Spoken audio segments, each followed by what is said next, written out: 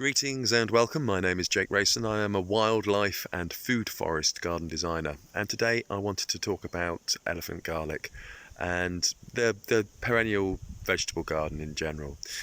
Now, what's happened is, like everybody, there's a bit of a cost of living crisis, so I am working flat out at the moment doing client work to be able to pay the bills, pay the electricity and pay the mortgage and all the rest of it.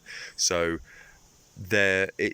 everything's kind of gone on hold for our own garden for a while now, so things aren't like how I want them to be, but I think really you just got to go with what you've got, and I think it's more useful to see what works and what doesn't work in times like this when you've got so little time to do things. It's actually kind of useful for other people to see. So it's going to talk about elephant garlic. So this is the perennial, 6 perennial beds, and I've gone all perennial vegetables pretty much. Some stuff has worked well, some stuff hasn't. Today I'm talking about the elephant garlic. This is all elephant garlic here. I should have harvested this a couple of months ago, but I haven't. So there we go. And I'm just kind of taking out bits and pieces, but it's worked remarkably well, because all things considered it's done okay. I mean, there's bits of grass in here.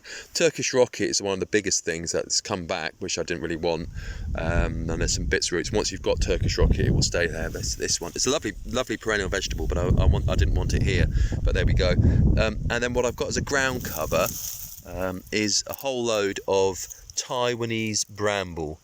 And I promised Alison at Backyard Larder, she's going to have some of this. I've got some in pots for her, which I must post to her when I get a chance. But using it as a ground cover, it's a low ground cover. You can see there's quite a lot of stuff coming through it, but that's good because that means that you can grow alliums through it. Well, it seems to have worked this year. So I'm not sure how thick it will get, but I think it will work out. And this is what happens if you don't harvest your garlic. It doesn't, it started to root. So really, what I'm doing with a lot of these is these are the giant cloves, and they've all started to sprout. So I'm actually kind of planting them out. And it's a bit haphazard. I'm just chucking them in the ground all the way around here, and then I'll take the rest of these and I'll cook with these over the next couple of days. And elephant garlic is Allium ampeloprosum. I can't remember the name of it. They make a really good cut flour, and they are a native. Now, this is probably a bred. This one's probably been bred, but they are actually a native, and they are quite a stunning ornamental plant as well. So yeah, really good, really recommended. So the idea is I'm going to plant out. Now, if you plant out the bulbs and the cloves, there is a much higher chance of the disease being passed. Whereas if you plant out the, I can't remember what these are called. There's like the not bulbils or bulblets. I think they might be bulbils. But if you plant these out, they will produce bulbs not next year but the year after. So I do kind of a mixture of both. But it's interesting. Alliums are really interesting. I don't know much about them, to be really honest.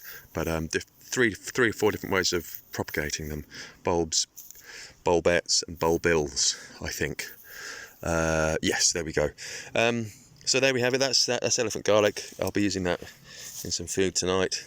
And that's the elephant garlic and Taiwanese Bramble experiment that's done really well, as opposed to some of the other experiments that haven't done so well. But we'll talk more about them later. So yes, there we go, elephant garlic. Hope that's interesting. Cheers, bye.